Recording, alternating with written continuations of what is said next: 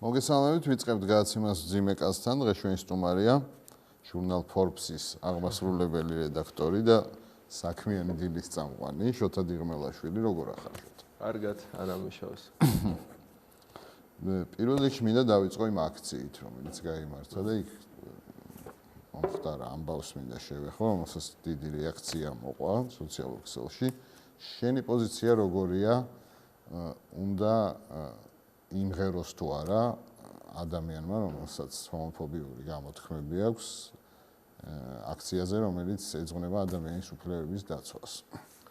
იცი რა არის, იმღეროს რა, ანუ ეს ჰიპ-ჰოპ კულტურისთვის ძალიან ენდემურია ძალადობრივი რიტორიკა თავიანთ ტექსტებში. ეს მათი შემოქმედების ძალიან ესეთი მახასიათებელი რამეა რა, მარტო ვინ მახსენდება ხა რეპერი, ერთადერთი რეპერი, რომელიც არა პოლიტკორექტული იყო, უბრალოდ უილ სმიტია და მაგით დაიბრენდა თავი, ხო? შემოვიდა რომ განგსტერ რეპების ფონზე. და ბუნებრივია ახლა სოციალური ცნობიერებისთვის ცოტა ისეთი მისაღებია რა, რომ ნუ ერთის მხრივ ადამიანის უფლებებზეა საუბარი და მეორეს მხრივ მატარებლები რაღაცა hate speech-ის, ძალადობის ენის მატარებლები რა, თავის შემოქმედებით პლანში ან ისე ცხოვრებაში. მაგრამ არის მნიშვნელოვანი რაღაც რა კიდე რა, ანუ არსებობს რაღაც ხო არის ბოროტებების ხარისხი, არის ამხელა ბოროტება, არის ამხელა ბოროტება. ის ნარკოპოლიტიკა, რაც ახლა აღარ დავხარჯავ თქვენ ეთერს, როგორ შეფასებები საკმაოდ იყო აქციაზე და უბრალოდ თავისუფლად შეიძლება კატეგორიზდეს როგორც ფაშისტური რა. ფაშიზმთან ბრძოლაში, რავი, მოკავშირეები, რავი, კომუნისტები შეეკვნენ იმას, დიდ ბრიტანეთს და იქეთ ამერიკას და, რა ვიცი, მოკავშირეების ძალით დაამარცხეს დიდი ბოროტება, ხო?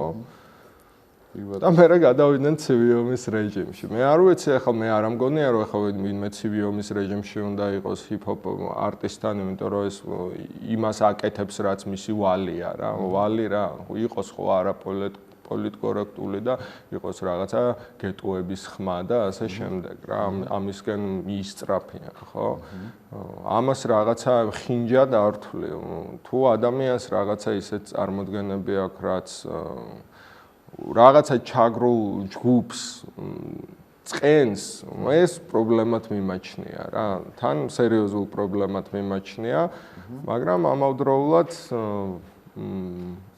პრობლემად რომ მიგაჩნია, შეგიძლია აუხსნა იმ ადამიანს და არ დაუპირისპირო ხიშტი და გარიყვა და როგორც მინიმუმ დაელაპარაკო ამაზე, სანამ ამას დაუპირისპირო. სწორი გზაა შენი აზრით, ამ ადამიანებთან ეს ჭუბი და გარიყვა თუ ახსნა იმის? აი მე ჩემ ემპირიულ გამოცდილებაზე ვილაპარაკებ რა. ანუ აი ნაჯახო ყავდათ აქ ცოტა ხნის წინ და ანუ ბაბულიკების სეგმენტი რო იყო რა, ბასიანზე რა მოხდა, ხო? queer აქტივისტები იყვნენ იქ, LGBT თემის წარმომადგენლები იყვნენ და რაღაცა ესეთ მათი თავისუფლების კუნძული იყო რა, ხო, საკლუბო კულტურიდან რაღაცა ეს უფლებებისთვის ბრძოლა ხო ეს ძალიან გადაება ერთმანეთს რა, თავისუფლებებისთვის ბრძოლა და მაგრამ ბასიანმა კარი როცა გაუღო იმ ცოტა ისეთ ადამიანებს, რომლებისთვისაც მიუღებელი იყო ეს და შეუშვა და ეს ადამიანები ერთად აცეკვა თავის დაკრულზე რა. ამ ადამიანების ცნობიერებაში ძალიან დიდი ძვრა მოხდა რა. როგორც მინიმუმ ტყულად განწყობილები აღარ არის. ახლა ბასიანზე ვინც დადის ადამიანები, ახლა ჩვეულებრივი რაღაცა რამდენიმე წლის წინ ქუჩაში რო გვენახა, ნუ თქვათ პირდაპირ რა, შეიძლება ძველი ბიჭი ვიღაცა რა. და საერთოდ შეეცვალა წარმოდგენა ამ ყველაფერზე და ამ მიმღებლობამ ესე იგი იმუშავა და არსებობს ამის ემპირიული გამოცდილება და ესეთი დრამატული ცვლილება ესეთ მოკლე დროში მე არ მინახავს აი ტრადიციული გზებით ამას სამბრძოლი. ტრადიციულმა გზებმა რაღაც მომენტში ყველა გზა თავს წურავს და რაღაც ახალი გზები უნდა ეძებო თუნდაც პარალელური და მე ეს ერთ-ერთ ეფექტიან გზად მიმაჩნია ახლა რა, არა გარიყვა რა. კი ბატონო. Forbes-ი ძირითადად ეკონომიკურ საკითხებზე მუშაობს. თუ არსებობს სტატისტიკა, რამდენი მილიონერი და მილიარდერი ყავს ქვეყანაში? Forbes-ში არსებობს ეს სტატისტიკა და ყავს 1 მილიარდერი. 1 მილიარდერი და ეს საქართველოს რუქა ხატია და ეხო ყოველწლიურად ქვეყნდება მსოფლიოს უმდიდრესი ადამიანები და ესე წერია თბილისი, 1 წერტილი წერია ჭორვილა, მეორე წერტილი და ის 1 billion ზემოდან. და ეგ არის რითიც ვარ წარმოდგენილი Forbes-ის მილიარდერების ბაზაში. ნუ შეიძლება ვიღაცა იყოს კიდე, ხო? მილიონერები ყავს ბევრი? მილიონერებს Forbes-ი არ ეთვლის, მილიარდს და ზევით ითვლის. ამერიკაში ითვლის მილიონერს, მაგრამ პატარა რუბრიკაში 30-30 ქვეშ, 30 under 30 ახალგაზრდა ბიზნესმენებზე. და ის სოციალურ ჭრილში რა მდგომარეობაა ქვეყანაში დღეს, აი პროცენტულად რა ვიღოთ გაჭირვებული, ანუ საშუალო ფენა და ზედა ფენა, ეს თუ არის დათვლილი. ანუ ყოველი მე-7 ადამიანი შიმშილის პირას არის რა, ანუ ეგ არის ბოლო კვლევით ეგ არის. ანუ ძალიან მძიმე სოციალური ფონია რა, შემოსავლების სამსახურის სტატისტიკასაც ხო უყურებთ და მგონი ესე იგი 40,000-მდე სხვანაირად იბეგრება, მერე 100,000 მერე სხვანაირად იბეგრება და ანუ ეს ზღვარი 100,000 რა ჩვენთან უმდიდრე აი ყველაზე მაღალ ზედა ზღვარი რაც არის რა. რაც 1%-ის მიდამოებში იყო და ეს 100,000 არის ამერიკის უღარიბესი 20%-ის ზედა ზღვარი. უღარიბესი ზედა ზღვარი ჩვენთან ემთხვევა უმდიდრესის, აი ყველაზე მდიდრების ქვედა ზღვარს. ანუ ერთის მხრივ ეს არის რესურსების არათანაბარი გადანაწილება, მეორეს მხრივ არის ისინიც არიან, ვისაც უბრალოდ ბევრი ფული აქვს. მაგრამ ესეთი ბევრი არ არის. სიგარები პრობლემაა მოკლედ. ლარი რატო უფასურდება და რამდენად დიდია ამაში მთავრობის ბრალი? როგორ გონია? მთავრობის ბრალი ობიექტური პროცესია ეს? ანუ ლარი უფასურდება, ფუნდამენტური ფაქტორები უფრო იწვევს ლარის ამ ფასს რა. ეხა დამდგარი ფუნდამენტური ფაქტორები, რაც და ნუ რა თქმა უნდა მოლოდინების ამბავია რა, ყველა ვალუტა მოლოდინებზეც არის მიბმული, მაგრამ ნუ ლარის გამყარება შეიძლება რაღაცა დოლარს თუ გაყიდეს სიტყვაზე ეროვნული ბანკი და ასე შემდეგ, მაგრამ ეს ეპიზოდური ჩარევები, ნუ რაღაც მომენტებში ძალიან სწორი ნაბიჯია ხოლმე. მაგრამ ეს ეპიზოდური ჩარევები, ნუ არაფერს არ ცვლის რა, ანუ ქვეყანაში რომ მყარი ვალუტა იყოს, უნდა შემოდიოდეს ეს ვალუტა საიდანმე რა. რატო არ შემოდის? ნუ ექსპორტ-იმპორტის ბალანსი გვაქვს ცუდი, ანუ ნაკლები რაღაცა გაყიდვაც სხვა უგზავნეთ. მაგით დრამატული ის არ ყოფილა, მაგრამ ზოგადად ცუდი მესიჯი. ხო და დოლარი უნდა შემოვიდეს, ან რამეს უნდა აწარმოებდა ექსპორტზე გაქონდეს და აქედან იღებდა, ან ტურისტ ჩამოქონდეს, ან პირდაპირ უცხოური ინვესტიციები აქვს. ნუ ტურისტი კი, მაგრამ დანარჩენ ორში როგორ გვაქვს საქმე, ყველამ ვიცით ასე რომ ნუ გაგვიყვირს. რომელი სფეროები უნდა ფინანსდებოდეს ბიუჯეტიდან აუცილებლად და რომლები არ არის საჭირო? როგორ გონია შენ? არის დღეს ისეთი დანახარჯები, რომლებსაც მიიჩნევა, რომ წყალში იყრება. უამრავი დანახარჯია, რომელიც წყალში. აი რომლები? აი ნარკოპოლიტიკაზე თუნდაც ისევ მაგაზე რომ დავწრულმანდეთ 400 მილიონი ევრო ხო ერთხელ მოგწეს ამ ელიმინაციის პროგრამას. მე მგონი 122 თუ რაღაცა მაგ მიდამოებში, ან 122 რაღაც 130-ის მიდამოებში და მე კიდე მთავრობამ ზემოდან ესე 22 მილიონი ლარი გადაარტყა და მილიარდ ლარზე მეტია ბევრად, ხო? და ეს წავიდა ელიმინაციის, ანუ ჰეპატიტთან საბრძოლო მილიარდი ლარი. ხო და ყველა ადამიანი იმას ჩათვლით, ვინც ეს ელიმინაციის პროგრამაში ვინც ეს გრანტი, ყველა საბჭო ამის თუ არსებობს, ყველანაირი მრჩეველი და კონსულტანტი ეუნებოდა, რომ თქვენ ნარკოპოლიტიკას თუ არ შეცვლით, აი ამას აზრი არ აქვს რა, იმიტომ რომ ეს ადამიანები მეორედ დაინფიცირდებიან და გვაქვს მაგის პრაქტიკა, ეგვიპტეში მოხდა ეგრე. და არა უშავს ეს მილიარდი ლარი, აი ესე დავხარჯეთ და რა თბილისზე ხო ვოცნებობთ, რომ 1 მილიარდი ლარი ბიუჯეტი გქონდეს და თუმცა მილიარდი ლარის ესე იოლად გასროლა შეგვიძლია. საზოგადოებრივი მაუწყებელით უნდა ფინანსდებოდეს ბიუჯეტი. იცი რა, მე ძალიან ესეთი შერეული წარმოდგენები მაქვს საზოგადოებრივ მაუწყებელს. ერთის მხრივ ვაცნობიერებ იმ მედიის ფასს, რომელიც არ არის ჩამოკიდებული კომერციულ ინტერესს. და არ არის ანგარიშვალდებული არავისადმი, არც მთავრობისადმი, არც სპონსორებისადმი, აი არავისადმი, სრული თავისუფლება და ეგეთი არხი ასწორებს, როცა არის ქვეყანაში და მე მგონია, რომ ემსახურება საზოგადოებრივ სიკეთეს, მაგრამ ეხლა რაც არის საზოგადოებრივი მაუწყებელი, ანუ კარგი რო იყოს ღირს.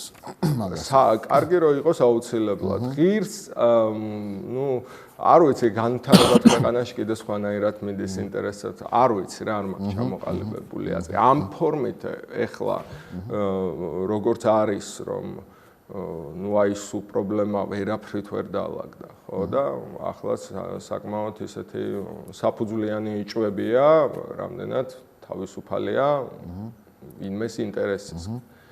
მაშინ რაღა აზრი აქვს. მაგას ისევ კომერციულ ინტერესზე ჩამოკიდება ჯობია, პოლიტიკური ინტერესზე მაინც აღარ ხარ დამოკიდებული და კომერციულ რეკლამას აწვდი, ჭარბობს რაღაცა, შენ კონტენტში და რეიტინგზე ხარ დამოკიდებული და ამიტომ შეიძლება რაღაცა ხარისხის ნიშნის გადაცემას ვერ თავაზობდე, რაც არ არის მასობრივი და ეს ცუდია რა, ამით არის რომ კარგია თუ ამ ასეთ ინტერესზეც არ ხარ დამოკიდებული მათ შორის, მაგრამ ეხლა შევადაროთ რა.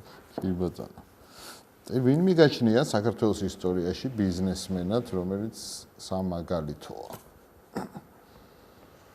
ბიზნესმენად, რომელიც სამაგალითოა, ხო აუცილებელი ხო არ არის რომ იყოს მდიდარი რა. ხო და ამ თვალსაზრისით უკვე მე ძალიან მომწონს რომ ახალგაზრდებში წამოვიდა ეს ანტრეპრენიორული სულისკვეთება და რაღაც სტარტაპებს აკეთებენ. აი ჩემი ძმაკაცი ჭილა მგონი შენც იცნობ, მუსიკოსია, ხო? წამოვიდა უნივერსიტეტიდან, რაღაცა ეგზა გაიმეორეს და drop out. და ძალიან ახალგაზრდამ გააკეთა ნებულა, რომელიც artificial intelligence, ანუ ითვლის შენს უსწერტილებს, და პროგრამას არგებს შენ, ასე რა ქვია.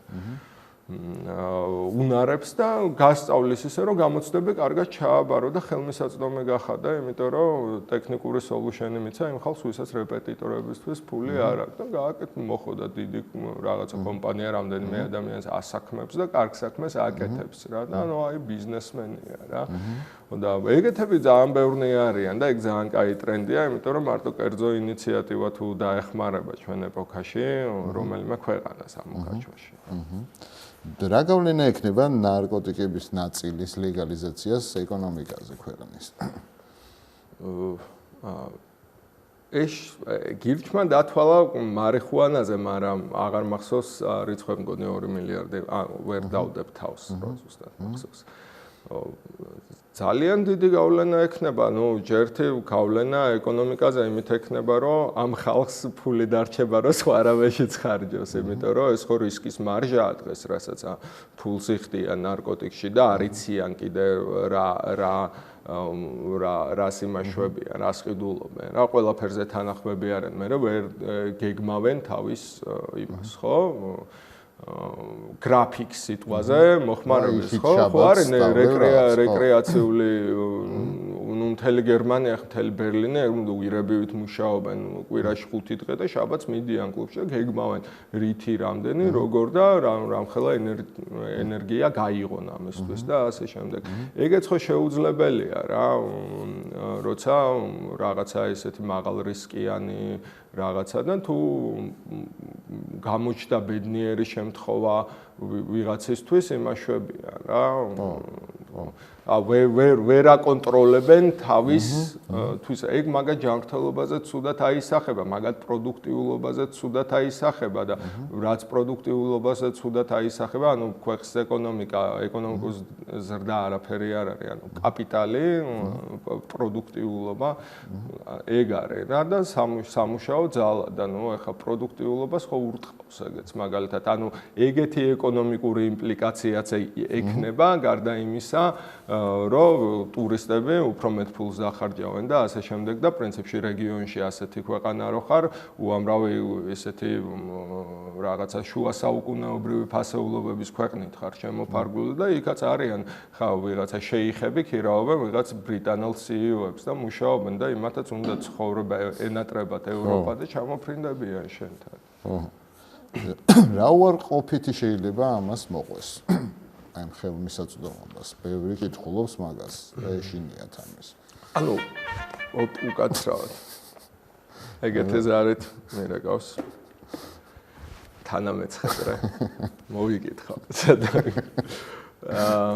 რა უარყოფითი შედეგი შეიძლება მოყვეს. ანუ ამის ხო მაგალითები არსებობს გარდა ამ თეორიული კვლევებისა, ან პორტუგალიის მაგალითია ეგეთი, რომ ყისიერი ცვლილებები არ მოყვება რაღაც მომენტში მოხმარება იზრდება, მაგრამ ეს მოხმარება არიციან იზრდება იმის გამო, რომ მომხმარებელთა რაოდენობა იზრდება თუ იმის გამო, რომ უბრალოდ აღრიცხვიანობა იზრდება რა. ეხა ხო მაინც ესტიმეიტებია რა.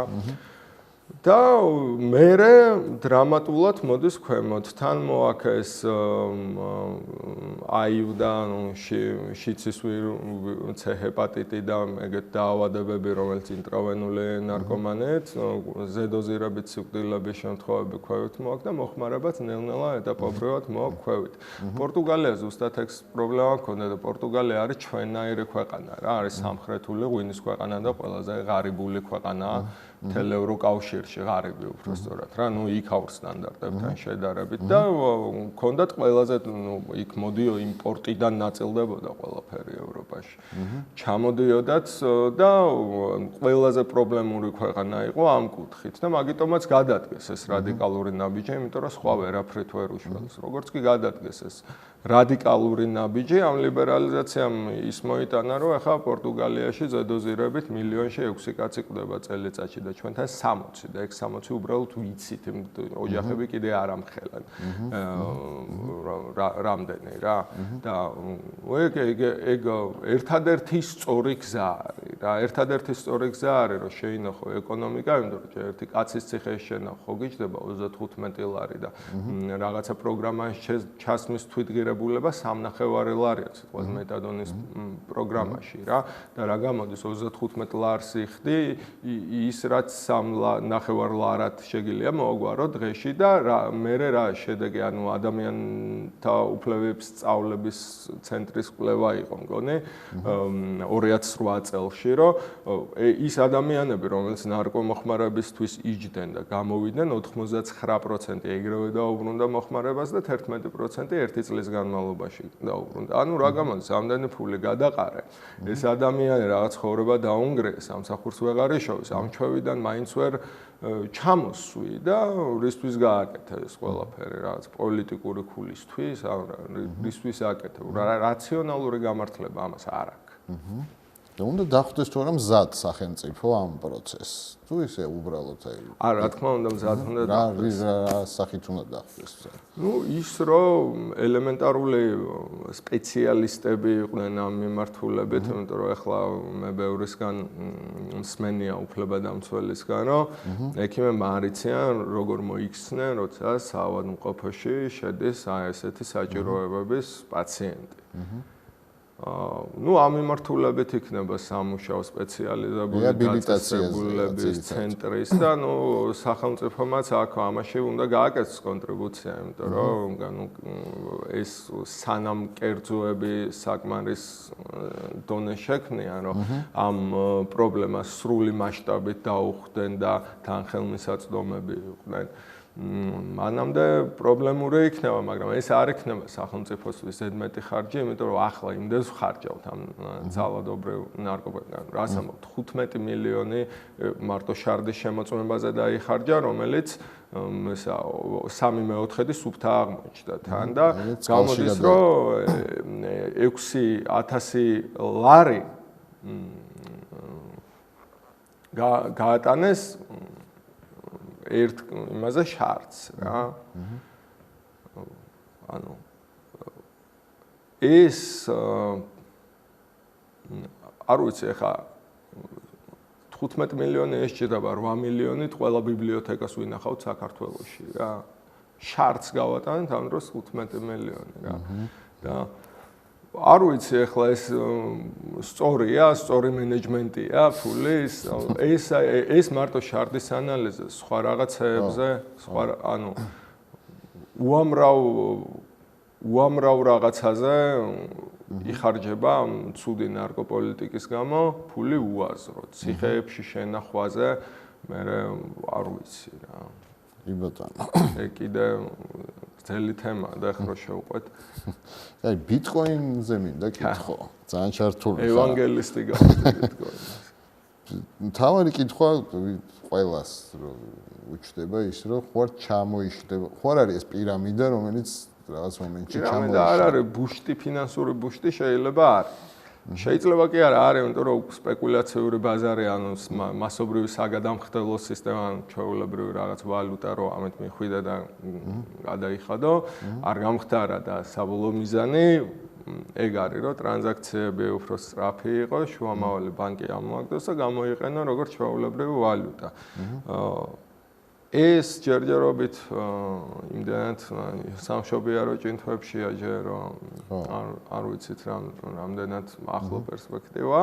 ამ დროს უკვე კაპიტალიზაცია 150 მილიარდზე მეტი და ისეთი კაი ბაზარია რა. ახლა არ ვიცი იანვარში რო რამდენიმე ასეული დოლარი ღირდა და ახლა რო 15,000 15-დან 17-მდე მერყევს დასავლეთ 17-მდე. იბატონო. ტექნოლოგიების ეს სწრაფი განვითარება რას სადამდე მიგვიყვანს როგორ გონია? და ხელოვნური ინტელექტი დადგება თუ არა ადამიანზე მაღლად? დაიწყებს თუ არა ვინმე ჩვენს მართვას? რაღაც მომენტში ხო არა ეგ თეორია რა. მე უფრო მართვაზე არ ვიცი. მაგრამ თუ დადგა ეგ მომენტი რომ ეს კვანტური კომპიუტინგი განვითარდა და რაღაცა იმ განვითარების დონემდე მივიდა სიტყვაზე სამედიცინო სფეროსთან ერთად, ნეიროქირურგიასთან ერთად პროგრამირება, რომ შესაძლებელი იქნება ადამიანის ცნობიერების გადატანა კომპიუტერში. ანუ ადამიანის გონების მთლიანად ინსტალირება და სხეული აღარ გჭირდება მაშინ და თან ხარ უკვდავი და მაგას ქვია point of singularity. აი მაგ წერტილს. და რეი კურცველი არის Google-ის ტექნიკური დირექტორი და ეგ ელოდება რომ და თან წინასწარ მეტყველური ისინი აქვს რომელიც ზოგი ხდება, ზოგი არ ხდება და ეგ ელოდება და ჭამს სადილად ტაბლეტებს რომ მინდა ცოცხალმა მივაღწიო იმ singularity-ის მომენტამდეო და მე ეგრევე კომპიუტერში და კარგად მეყოლეთ. მოგეთ რაღაც მომენტში შეუერთდებით, ხო? ხო და მე მგონია მაგის თეორიული შესაძლებლობის ძალიან science fiction აჯერს, მაგრამ რაღაცა ლამაზი განვითარებაა კაცობრიობის, რომ რაღაცა სხეული ჯერ ხო რაღაცა სხვანაირი გახდა სხეული და მე ცნობიერება ნელ-ნელა ხო იშორებს ზედმეტ რაღაცებს, ეშვებს რაღაცა ყალებს, ბანჯგულებს და რაღაც კუნთებს და ბოლოს იმათ რაღაცა მთელ სხეულს მოიშორებ, ნუ დარჩებით ცნობიერება, წმინდა გონება. რა ფორმას მიიღებს აი მაგ პერიოდს რო დავამთხრიოთ რელიგია აი ამ სამყაროში, ციფრულ სამყაროში, როგორ გონია? იარსებებს თუ არა კიდე? რავი, სანამ ადამიანი იარსებებს მთელი თავისი შიშებით, ზოგჯერ რაციონალური, ზოგჯერ ირაციონალური რწმენებით და ასე ვთქვათ, არაპროგნოზირებადი გამოხდომებით, რაც სილამაზეს აძლევს ადამიანს. მანამდე იქნება რელიგიას როგორც ამ ყველაფრის ამათი რაღაც ნაწილის რაღაც გამოვლენა რა ზოგჯერ მახინჯი ზოგჯერ ლამაზი შენ თუ გჯერა რომ რაღაცა არსებობს ბუნებრივი რაც მართავს რაღაც პროცესს უფრო არა ვიდრე კი მაგრამ მთლად არაც არა კი ბატონო რა მიგაჩნია საზოგადოების მთავარ პრობლემად ქართული თავარ პრობლემად არ ვიცი, ბევრი პრობლემების კარგი მიქსია რა. ვერცერთს ვერ გამოარჩევ. აი, რაც შეიძლება მთავარ პრობლემად მოგეჩვენოს, რომ აი ფეხებზე მკიდია რაღაცა ესეთი, აი არაფერს რო არ დაიჯერებს და ოღონდ გამორჩენა და რაღაცა მთელი თავისი იმ ცუდით რაც ამას მოყვება იმ რაღაცა ლამაზ კარიკატურულ ფეხებზე მკიდიაობას რა ეგ ხო ძალიან ცუდია ესე რომ შეხედავ მაგრამ შეიძლება მაგან გადაგვარჩინა საერთოდ რა იმიტომ რომ ხო ქართველებს ხო აი კომუნისტური იდეოლოგიას ხო აი აქ ხო არავის არ ჯეროდა მაგის პროცესს რაღაც თამაშის წესებს იღებდნენ და თამაშობდნენ რა და ცეკვავდნენ რა და ეს ერთის მხრივ შეიძლება შენი ის არის რომ აი ამდენი დამპყრობელი და ვერ გადაგაგვარა და რაღაცა და ყველა ესე გაატარა ერთი ყურიდან მეორეში და ისო აქ ხარ და მეორეს მხრივ რა ვიცი რა რაღაცა ხომ უნდა რაღაცისკენ ხომ უნდა მიდიოდე რა რატო ჩხუბობს ყველა ერთმანეთთან აი ეს ამ ზიზღის სათავე სად არის რა ვიცი ყოველთვის იქმეც ჩხუბობენ სადაც ცოტაა გასაყოფი და ალბათ ამ ლოგიკას არის ალბათ უფრო მდიდარი ქვეყანა რო ვიყოთ ცოტა ნაკლებად ვიჩხუბებთ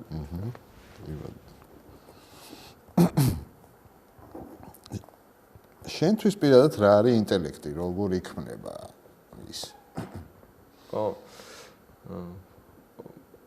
ძალიან კაია როცა აქვს ადამიანს რაოდენობრივი აზროვნება მაგრამ რაღაცა emotional intelligence რო არ აქვს ეგ ძალიან ცუდია ანუ ემოციური ინტელექტი თუ არ მოყვება ამას ხო ჩვენ ხო გვინახავს ბევრი ძალიან კარგი ფიზიკოსი ფაშისტური აზრები და ასე შემდეგ ამავდროულად ეს არ უნდა გახდეს იმის მიზეზი რომ მხოლოდ ჰუმანიტარული მეცნიერებები აღზევდა. პრინციპში ეს იცვლება კიდეც ადრე თუ მაგალითად გოგოებისთვის განსაკუთრებით და ბიჭებისთვისაც ისეთი იყო რა სხვა გამოსავალი რო არ ქონდა და ეგ მიდრეკილება ქონდა STEM-ის საგნებს, საბუნების მეტყველო საგნებს მაშინ ირჩევდი და ახლა პირიქით ყველაზე ესეთ მაღალ რეიტინგიანი ეროვნულ გამოცდებში ბავშვები აქეთ მიდიან რა და აღარ არის იურისტის დიპლომი მთავარი რამე ცხოვრებაში და ეგ ცალსახად დადებითი ტენდენციაა და მე არ მგონია რომ ეკონომიკური განვითარების გარეშე რომელიმე ქვეყანაში შესაძლებელია იარსებოს დემოკრატიამ რა და ნუ ჰუმანიტარული აზროვნება საბოლოოდ ამ დემოკრატიისკენ და ადამიანის უფლებების უზენაესობისკენ მიილტვის და მაშინ აზრი არ ექნება მთელ ამ ლტოლვას თუ ვიღაც ტიპებმა რაღაცები არ ითვალეს. აი შეიძლება თუ არა ინტელექტუალი ერქვას ადამიანს, რომელიც არაფერს არ აკეთებს და აი ვთქვათ Facebook-ზე მთელი დღე არიგებს ჭკუას ხალხს. ჭკუის დარიგებასაც გააჩნია. არ ვიცი, ოდესმე შეიძლება Facebook-ი იქცეს. ანუ ინტელექტუალმა არ უნდა აკეთოს არაფერი გარდა იმისა, რომ ეს თავის ინტელექტი სხვას გადასცეს. და თუ არ აკეთებს არაფერს ინტელექტი საიდან ექნება? ვაი, ეხა აღარ აკეთებს. მე ზოგადად ძალიან დიდი ეჭვით უყურებ იმ პროფესორებს, რომელიც თან არ არიან ჩართული კვლევით საქმიანობაში. მაგას იგითხა. ხო, ნუ არ ვიცი, არ მგონია, რომ იმ დამოძღვრას ისეთი ფასი ან წონა ქონდეს, ვიდრე ექნებოდა თან აქტიური მკვლევარი რო იყოს. სამი ყველაზე მაგარი ქართველი მითხარი შენ რეიტინგში ვინ არიან? დავით აღმაშენებელი ალბათ, იმიტომ რომ აი წერან ხო ეკონომიკაზე ვლაპარაკობდით. ჩვენი ეროვნული ბანკის ყოფილი პრეზიდენტი კითხულობდა ლექციას. ძალიან საინტერესო რამე თქვა, რომ ესე რომ შეხედო რა წერან ხო ვლაპარაკობდით, რომ რა ქმნის ეკონომიკურ ზრდას, სამუშაო ძალა, კაპიტალი და პროდუქტიულობა რა. ეგ ხო დავით აღმაშენებელმა იასნა არ იცოდა, მაგრამ ნახე ის ყივჩაღები ჩამოასახლა, სამუშაო ძალა, ეს რაღაცა კაპიტალი, იმას ქნა დაბეგვის სისტემა შეცვალა ისე რომ კაპიტალი აკრეფა და პროდუქტიულობა, ნუ აი მონასპა და ეს შექმნა, ნუ რაღაც სისტემური ერთეული შექმნა, ერთეულები, რომელიც უფრო ეფექტიანად მუშაობდა სიტყვაზე აი ამ რაოდენობის ესეთი ჯარი, ვიდრე სიტყვაზე ესე იმუშავებდა და ასე შემდეგ. და გააკეთა ტიპმა ეგ ყველაფერი ისე რომ აზზე არ იყო არაფრის, ხო? და ალბათ მაგით ერთ-ერთი მიზეზი ეგ არის, რატომ არის სინამდვილეში ძალიან მაგარი მეფე და არა იმიტომ რომ ვიღაცებს უფრო მეტი ომი მოიგო სიტყვაზე ვიდრე წააგო, ანუ ვიღაცებს შეუვარდა სახლში. ხო, და ეგ ერთი დავით აღმაშენებელი იქნება, შოთა რუსთაველი იქნება ალბათ, იმიტომ რომ ალბათ გამოიგონა ქართული ენა და მესამე მინდა მე ვიყო. და ყველაზე ცუდი სამი ქართველი? ყველაზე ცუდი. ეხლა შემიძლია ისეთები ვთქვა, რომ არავის არაფერს არ ეტყვის, მაგრამ იცოდნენ რომ ეგენი არის. ხო და ეს ვაჟა ილია აკაკის მიღმა, აი ვის ურჩევდი, თუნდაც ახალგაზრდებს, რომ აი ვისი ცხოვრებით და იმით დაინტერესდნენ. ვინც შედარებით უცნობია. ცხოვრებით? ცხოვრებით ან შემოქმედებით, ან საქმით. იმიტომ რაღაც ჩაციკულები ვართ რამდენიმე ადამიანზე და ხო, მართალია. არის ბევრი ხალხი, ვინც იმსახურებს, ხო, ინტერესს. კი, ძალიან ბევრი დაუფასებელი სიტყვაზე რახან შოთა ილია აკაკი, თქვი ძალიან ბევრი დაუფასებელი პოეტი ყავს თან ბოლო წლებში. გენიალური შოთა ჩანტლაძე პირველი ქართველი ურბანისტი პოეტი 50-იან წლებში, რომელიც სრულიად დაუფასებელია და ის გამოცემები რაც არის საშინელი არავინ მიწყეს. არ არის კარგი რედაქტორით და ასე იმ კაცსაც რომ აიძულებდნენ არა ვიღაცა თოფით არ აიძულებდა, უბრალოდ მოდაში ისეთი ლექსები იყო რომ ამ მოდასაც მისდევდა და აქ ეს ნაწილი. და აქ ისეთი ლექსი რომ ტრამვაის რექვიემი აქვს, რომელიც ერთ-ერთი ესეთი მთავარი მინი პოემა ალბათ რაც საქართველოში დაწერილა და ნიველირებულია თუ რას ყველას ფეხებზე კიდე. ბადრი გუგუშვილი, კალო კაჭარავა გარდაიცვალა და ნუ მხატვრობიდან და რაღაცა, მაგრამ პოეზიის ნაწილი არ ეცი, ანუ ცოცხლები ყავს ძალიან ბევრი ისეთი, ვინც აუცილებლად დათო ბარბაკაძე უნდა იცოდნენ და ნუ ეგ შედარებით ისეთი, ანუ დანარჩენი შოთა იათაშვილი, ზვიად რატიანი, არ ვიცი, ბესიკ ხარანაული, ანუ არიან ვიღაც ბევრი ადამიანი, ვინც არის ჩვენ გვერდ მაია სარიშვილი, ძალიან მაგარი ქალი პოეტი, ვინც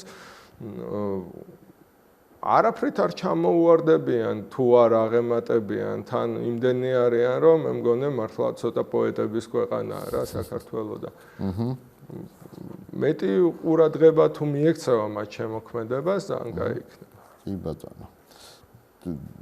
ვიცი თუ არა რომელი პროფესიებია ყველაზე შალვა ბაკურაძე დამაუწყეს. ყველაზე შემოსავლიანი საქართველოში. და არის თუ არა მაგ ჩამონათვალში პოლიტიკოსები და რელიგიის მსახურები. ყველაზე სარფიანი. ხო, ანუ ნუ ეკლესია რომ სარფიანი ბიზნესია, ყველამ ვიცით, ხო, ახლა. არ ვიცი კონკორდატით ხო განისაზღვრა რომ რაღაც რაოდენობის ვალი გვაქვს რატომღაც ქართველებს და არა საბჭოთა კავშირს რომ უნდა უხადოთ ახლა მთელი ცხოვრება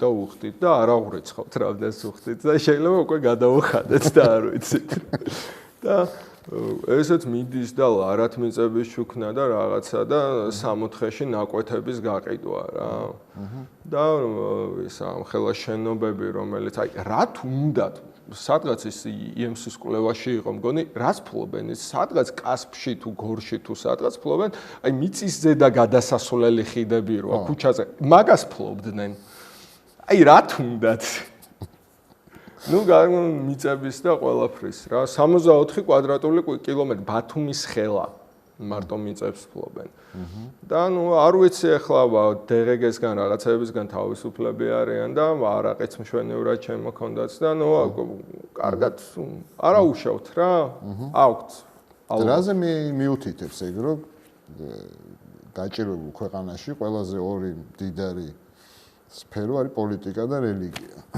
პოლიტიკა არ ვიცი რამდენად დიდარია პოლიტიკოსებს მე მგონი არ ვიცი მაგიტომ მიდიან პოლიტიკაში ხო ალბათ მაგიტომ მიდიან მაგრამ წესი თუ დიდი ამბიციები აქვს მაშინ მალევე უნდა გაუცრუვდეთ იმედი იმიტომ რომ ნუ არის შოვება მაგდენი ფული რამდენიც აი ამდენი ძრომიალით შეუძლიათ ისე იშოვა რა რამდენი ვაზელინი რო უბრალოდ გაყიდონ უფრო მეტ ფულს იშოვიან რა იბად როგორი გინდა რომ შემდეგი მთავრობა იყოს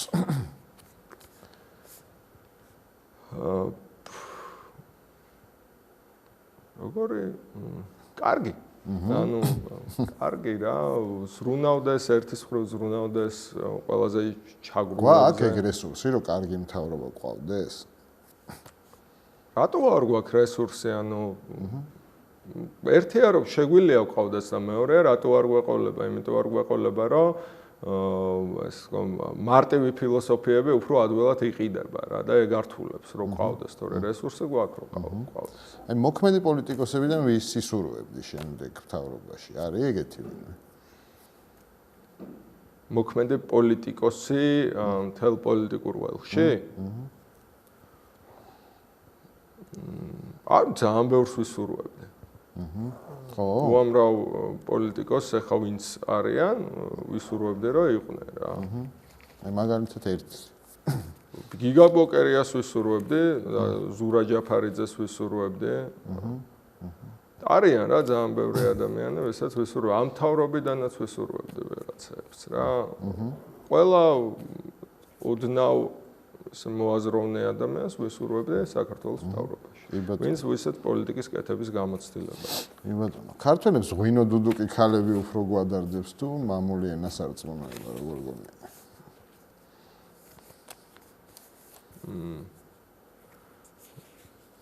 მამული ენასარწმუნოება როგორც სლოგანი გვადარდებს მაგრამ სინამდვილეში რო არ გვადარდებს ეგ უახლესმა ისტორიამ კარგად გამოაჩინა ხო 90-იან წლებში რა მოხდა ანუ 90-იან წლებში საქართველოს მთლიანი შიდა პროდუქტი მეტად შემცირდა ვიდრე გერმანიაში მეორე მსოფლიო ომის შემდეგ წარმოიდგინე როგორ უნდა მოახერხო ეგ პროსტა აი რა უნდა ქნა რა ნუ არ ვიცი ხა ენა თუ გვადარდებს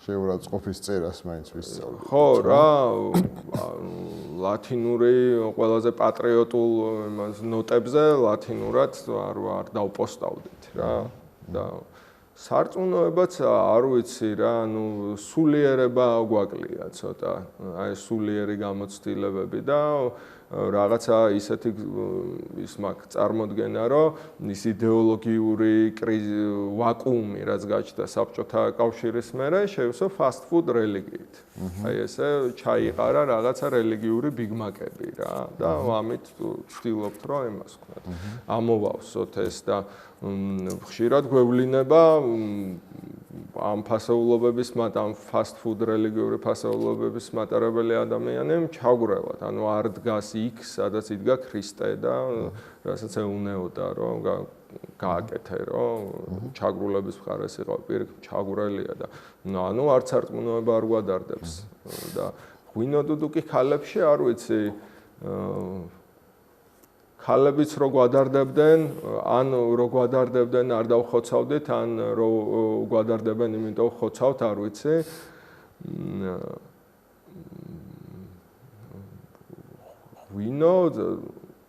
ღვინოც არ გვადარდებს, იმიტომ რომ საშინელ ღვინოს წურავთ მეტწილად.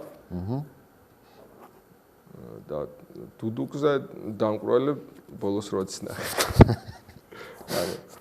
შენი ეს თავარი სამება რა არის ეგეთი? ჩემი ღვინო დუდუკი ქალები. ხო.